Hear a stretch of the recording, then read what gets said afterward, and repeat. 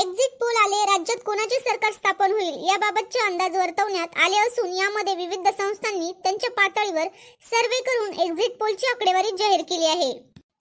विविध संस्थेच्या एक्झिट पोलनुसार राज्यात कोणाचे येणार सरकार? मॅट्रिक्सचा एक्झिट पोल, जर आपण मॅट्रिक्सचा एक्झिट पोल पाहिला तर त्यानुसार राज्यात महाविकास आघाडीला 110 ते 130 जागांवर यश मिळण्याची शक्यता वर्तवण्यात आली असून या एक्झिट पोलनुसार राज्यात महायुतीला बहुमत मिळण्याचा अंदाज सांगितला आहे। महायुतीला 150 ते 170 जागांवर यश मिळेल अशी शक्यता वर्तवण्यात आली आहे। चाणक्यचा एक्झिट पोल, तसेच चाणक्यचा एक्झिट पोल बघितला तर त्याच्या अंदाजानुसार राज्यामध्ये महायुतीला 152 ते 160 जागांवर यश मिळेल, तर महाविकास आघाडी 130 ते 138 जागांपर्यंत पोहोचेल। म्हणजे चाणक्यच्या एक्झिट पोलनुसार जरी बघितले तरी राज्यांमध्ये महायुतीलाच बहुमत मिळताना दिसून येत असून महायुती सत्तेत येईल असा अंदाज चाणक्यच्या पोलनुसार आपल्याला दिसून येत आहे। पोल ऑफ पोलचे एक्झिट पोल, जसे आपण इतर संस्थांचे एक्झिट पोल पाहिले त्यासारखाच पोल ऑफ पोलचा अंदाज आला असून त्याच्या पोलनुसार देखील राज्यामध्ये महायुतीला 152 राज्यात महायुतीची सत्ता येईल आणि महाविकास आघाडीला 126 जागांवर समाधान मानावे लागेल असा अंदाज पोल ऑफ पोलने वर्तवला आहे।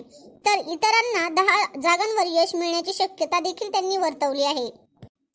पोल डायरीचे एक्झिट पोल, पोल डायरीच्या राज्याच्या राजकारणामध्ये महायुतीला 122 ते 186 जागांवर यश मिळेल, तर महाविकास आघाडीला 69 ते 121 जागांवर समाधान मानावे लागेल व अपक्षांना मात्र 12 ते 29 जागांवर यश मिळण्याची शक्यता वर्तवली आहे।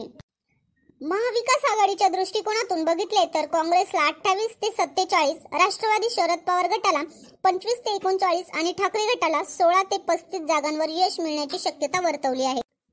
पी मार्कचा एक्झिट पोल, पी मार्कचा एक्झिट पोल जर बघितला तर महाविकास आघाडीला 126 ते 146 जागा मिळतील असा अंदाज असून महायुतीला 137 ते 157 जागांवर यश मिळेल।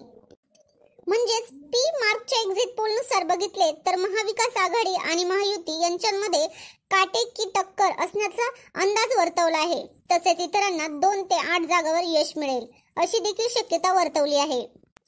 या सगळ्या संस्थांचे एक्झिट पोल जर आपण बघितले तर यानुसार राज्यात पुन्हा महायुतीचे सरकार येणार हे निश्चित होताना दिसत आहे। परंतु एक्झिट पोल पेक्षा 23 नोव्हेंबर रोजी जो काही निवडणुकीचा निकाल लागणार आहे त्या दिवशी सगळे चित्र हे स्पष्ट होणारच आहे।